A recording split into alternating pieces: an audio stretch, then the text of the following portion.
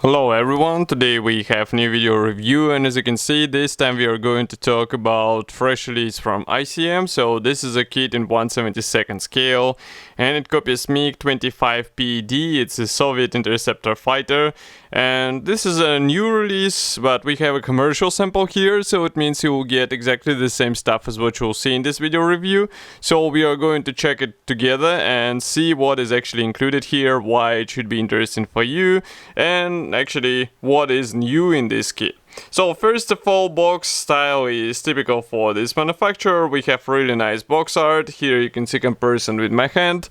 Next, on the side there will be some information about the kit. So there are 144 parts and length of the finished model will be 312 millimeters. It's a wingspan equals to 198 millimeters. And then on the opposite side we can see marking options which are included here. So only two marking options again, I guess, and we will check it further once we will be opening this kit. So just give me a second, I need to find a knife because I think I left it somewhere, because we also have the box sealed with a sticky tape, so that's why I'm going to use a sharp knife in order to cut through this box, actually through the stickers. And in the meantime, let me remind you that you can support our video reviews by doing a small donation on our website. We have a donate button and it's done via PayPal, or you can join our YouTube membership. It's pretty much the same, but you are getting some benefits, and the top tier of our YouTube membership gives you a free kit every month, which is really cool in my opinion, because it will give you the choice every month and you will be getting it every month as well. And of course all these proceeds will be used in order to improve photo and video quality of our video reviews, or maybe get some new kits as well. So you can notice that box styling is typical. We have this thin color printed top lid, and then we have sturdy white cardboard box which should actually protect everything inside. So let's open it. Just give me a second. And here is what we have inside. So all frames are packed into the same plastic bag. We are going to open it as well and check what is actually supplied here. So just give me a second, I need to open it. It's a resealable plastic bag, but that's not cool that they keep packing everything into one plastic bag. I wish there would be some separation with help of bags, so that it will be less tight packaging. There is plenty of space in the box, but they keep putting everything into the tight boxing. So what do we have first? First we have wing parts, so I guess we are going to start with them. Here they are. Maybe we'll place the sign here. And let's zoom in a bit. Now you should be able to see that here we have top and bottom halves for each side of the wing. And also if we zoom in even further, now you can see that we have recessed panel lines. All wing mechanization is separate. Note that wings will be fixed in place with help of these tabs, which is really nice. I think it should be enough because this model does not have a really big or large wingspan. Here we have another wing half, and here is another one. So if we flip it over, inside you can see that there are some guiding pins, and also these tabs, they will also serve as a guiding elements, which is really cool because it will come handy with these parts, and I think it will make it simple to assemble both sides of the wings. Okay, next we have separate plastic bag with clear parts, so just give me a second, I'll open it and we will take a closer look. Okay, so here it is. Obviously there are some canopy parts, so we can zoom in so that you can see everything closer. And you can notice that canopy is separated into two parts, so basically you can replicate the open cockpit on your model. And it doesn't matter that this is a small scale model, still you will be able to open the cabin and expose what is hidden inside. And maybe that's why it will be a good idea to invest into some aftermarket sets. And we also have some small lenses for lamps or lights on the aircraft, but I'm not sure if they will be used on this particular version. As you remember, on the previous double-seater it wasn't used. Next we have missiles. So they are provided on 4 identical plastic frames. I will place them like this, and then we will check only one because there is no need to show the same thing again and again. Okay, so here it is. And let's zoom in a bit. So these missiles come as a standard package, and as far as I can see, yeah, they should be assembled out of 2 hulls. Here you can see what we should do, and in my opinion it should be pretty much easy thing to do. Just be careful because you will have to work on the seams which might appear once you will be joining this half and this half together, or maybe these two together, so keep track of that. But inside there are some guiding pins, so they will help with the proper alignment of these parts together. Next we continue with the nose section. So as you remember, this aircraft kit and its all previous versions, they have the nose section assembled out of 2 hulls, so you have to be careful while working with such parts design.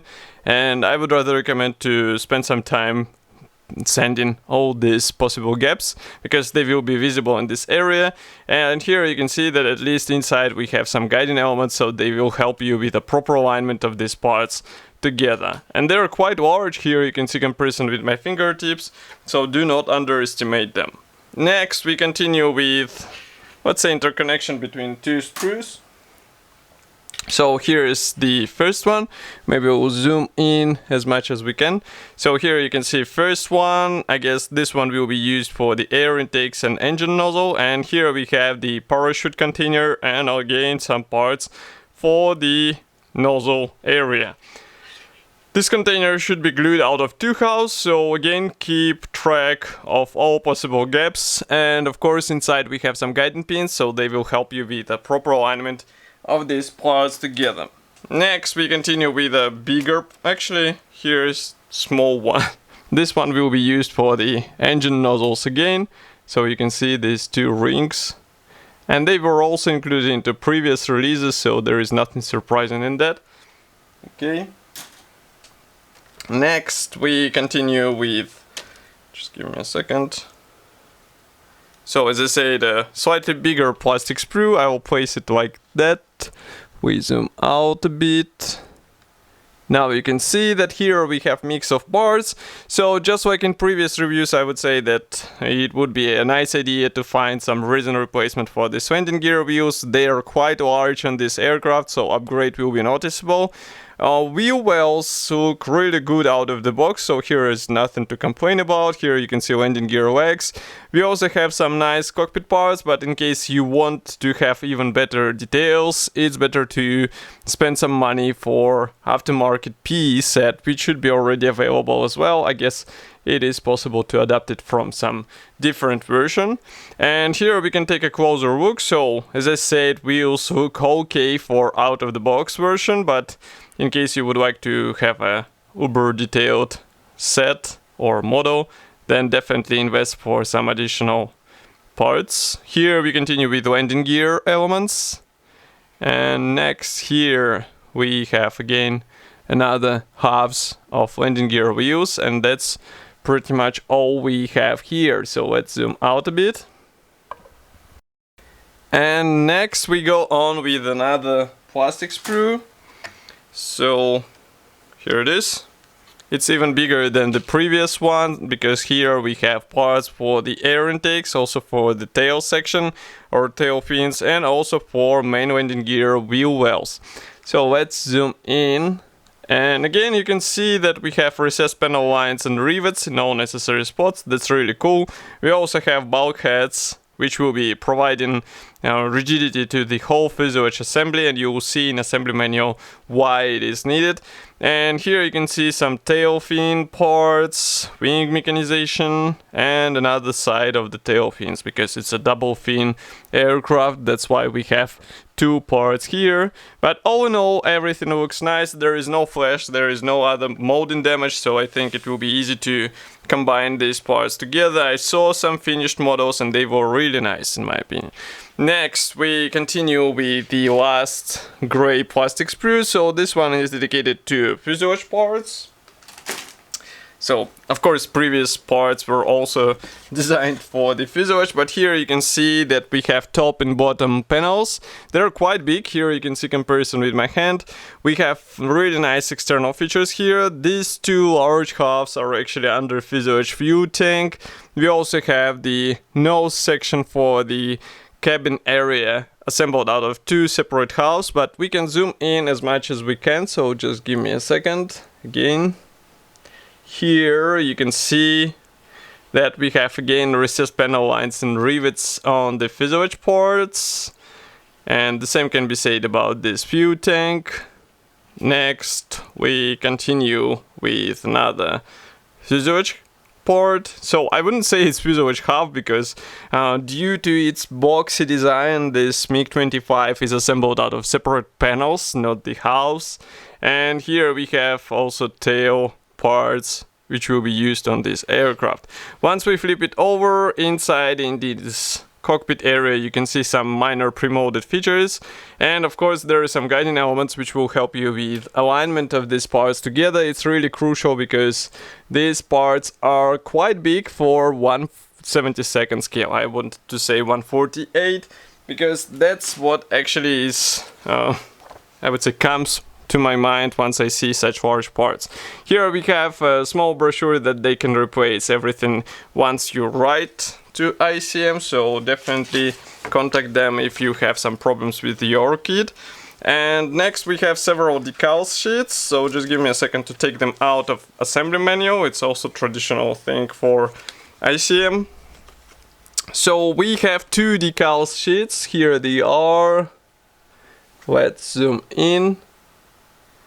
And now you can see that here we have one dedicated to the main symbols, and I guess there are two marking options, but maybe there are more, two only showed on the box, who knows. But we also have another decal sheet dedicated to stencils, so it's really cool to get them out of the box. And definitely do not be lazy, apply all these tiny writings, because it will benefit your model, and in 1/72 scale it looks impressive to say the least. Okay, so now we zoom out a bit, and we have assembly manual, which is printed in form of large brochure. Here it is. Maybe we zoom out a bit more, close the camera. Okay, so here we have color printed brochure with a short history note and technical specifications. Also on the next page we go on with the parts map. Of course, red areas means that these parts won't be used, and everything starts with the cockpit. So we first assemble the nose area, and especially this area where the whole cabin is placed. And as I said, if you would like to see more than what you get in a standard plastic, then definitely invest into some PE parts from aftermarket manufacturers. For example, Edward has some nice kits for this particular model. And next we continue with attaching this nose section to the bulkhead. As I said before, we assemble the air intakes out of separate panels, and it is a similar procedure for each one. As you can see, there are two of them, obviously.